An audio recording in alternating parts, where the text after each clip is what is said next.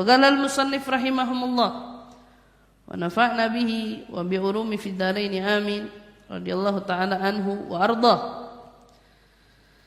Qala al-Hasan al-Basri rahimahullahu ta'ala ya'khudh ahaduhum ad-dirham ala dhufrihi fayukhbiruka bizinati yakni min syiddati ma'rifati bi umuri dunya.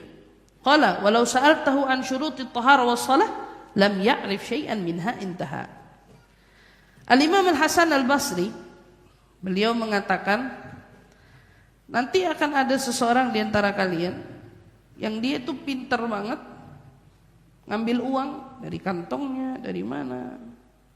Dia juga pinter banget membicarakan tentang uang di hadapan kita dengan sebegitu mahirnya. Bicara kalau tentang bisnis, bicara tentang apa, wah luar biasa, ya. Pokoknya kalau ngomongin dunia, dari apa? Dari saking pandainya dia, lihainya dia sama perkara-perkara tersebut.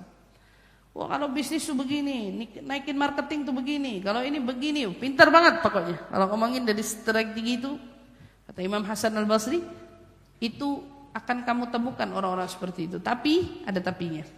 Kalau nanti kamu tanya sama mereka, bagaimana syurutnya, syaratnya orang bersuci, berwudu, syaratnya sahnya salat, mereka nggak akan tahu.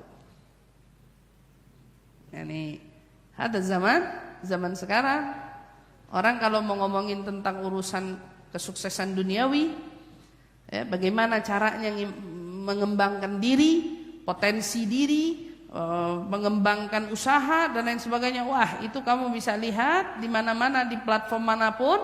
Orang mahir sekali untuk membicarakan itu. Kamu mau lihat di platform Instagram, di platform TikTok, orang pinter banget, pakar bisnis, ngomongin bisnis semua di mana-mana.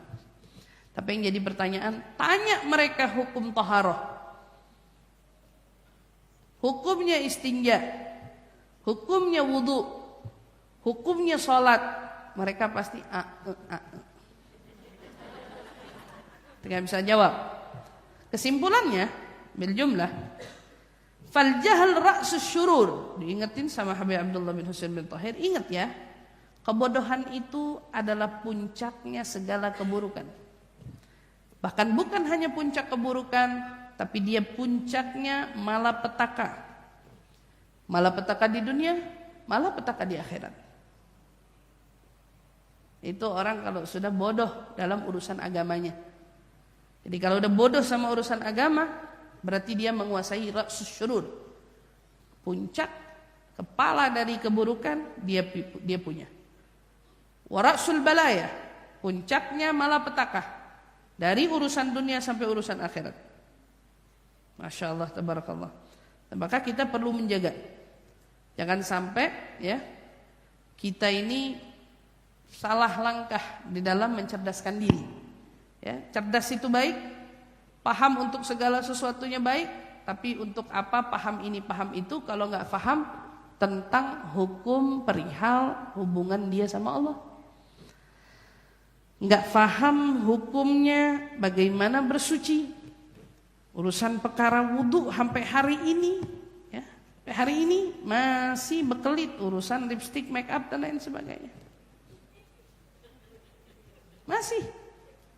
Hari ini masih pada belum paham. Saya mau tanya, banyak apa enggak yang enggak ngerti?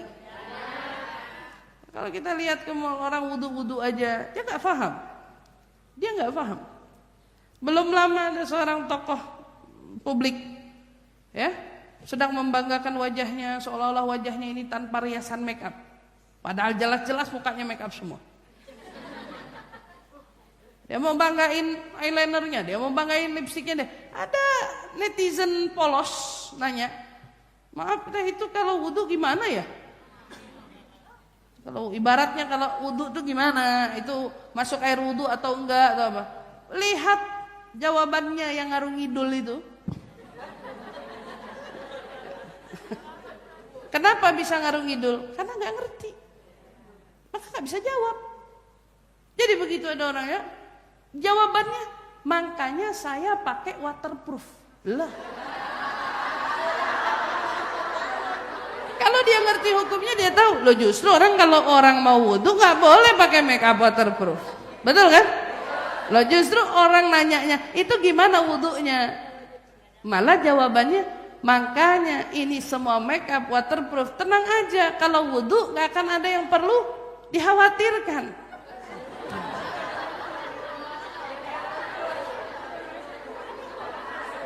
Berarti kan jawabannya nyambung nggak saya mau tanya? Nggak nyambung kan?